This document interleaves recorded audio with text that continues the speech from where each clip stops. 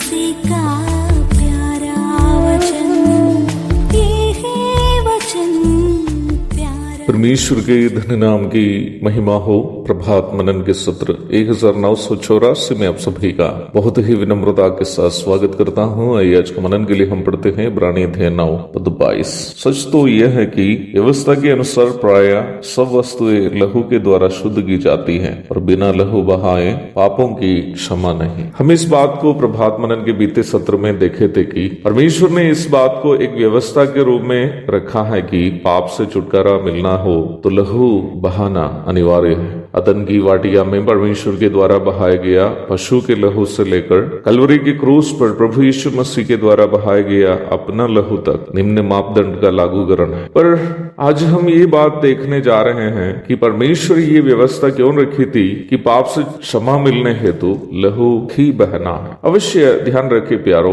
परमेश्वर ने पाप क्षमा के लिए लहू बहने की विधि को एक विकल्प के रूप में नहीं बल्कि अनब्रेकेबल और अनचेंजेबल लॉ अथवा एक ऐसी व्यवस्था के रूप में दिया है कि जो तोड़ी नहीं जानी चाहिए या बदली नहीं जानी चाहिए। आदम और हवा के पुत्र कैन और हाबिल के बलि अर्पण की सेवा में कैन का बलि परमेश्वर के द्वारा तिरस्कार किए जाने और हाबिल का बलि परमेश्वर स्वीकार करने का महत्वपूर्ण कारण भी बलि के संबंध में परमेश्वर के द्वारा रखा गया निम्न मापदंड ही है। परमेश्वर के द्वारा रखी गई इस व्यवस्था को कई नास्तिक तथा अपरिपक्व लोग इस प्रकार भी प्रस्तुत करने की कोशिश करते हैं कि बाइबल का परमेश्वर खून के प्यासा परमेश्वर है। ऐसी सोच अल्प ज्ञान का परिणाम है। परमेश्वर ऐसी व्यवस्था क्यों रखी थी कि लहू बहाए बिना पाप से छुटकारा नहीं है? इस प्रश्न का उत्तर बाइबल से ही ढूंढना जरूरी है। निम्न प्रश्न का उत्तर लेवी व्यवस्था 17वां अध्याय की 11वीं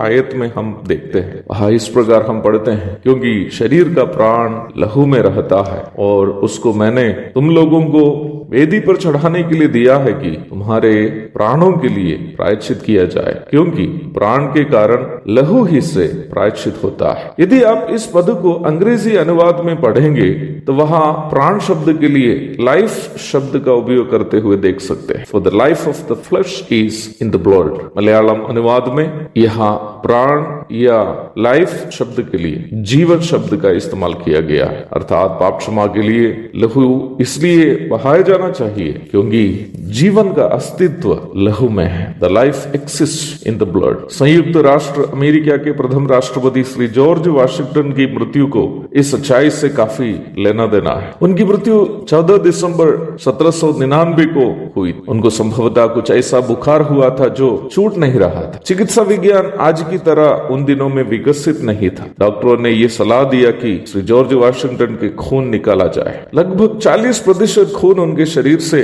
जैसे ही निकाला गया, अमेरिका के प्रथम राष्ट्रपति जॉर्ज वाशिंगटन दुनिया से चल बसे। मसीही होने का दावा करने के बावजूद बाइबल में अंकित परमेश्वर के वचन का पालन नहीं करने का परिणाम भी था श्री जॉर्ज वाशिंगटन की मृत्यु का एक महत्वपूर्ण कारण। पाप का परिणाम मृत्यु है, रोमी 6:23। इसलिए ही परमेश्वर ने यह व्यवस्था रखी है कि पाप क्षमा के लिए खून का अर्पण करे ताकि पापी को जीवन मिले। एक और शुभ दिन की धन्य कामनाओं के साथ आज का मनन में यहाँ समाप्त करता हूँ। प्रभु आप सबको आशीष दे। आमीन।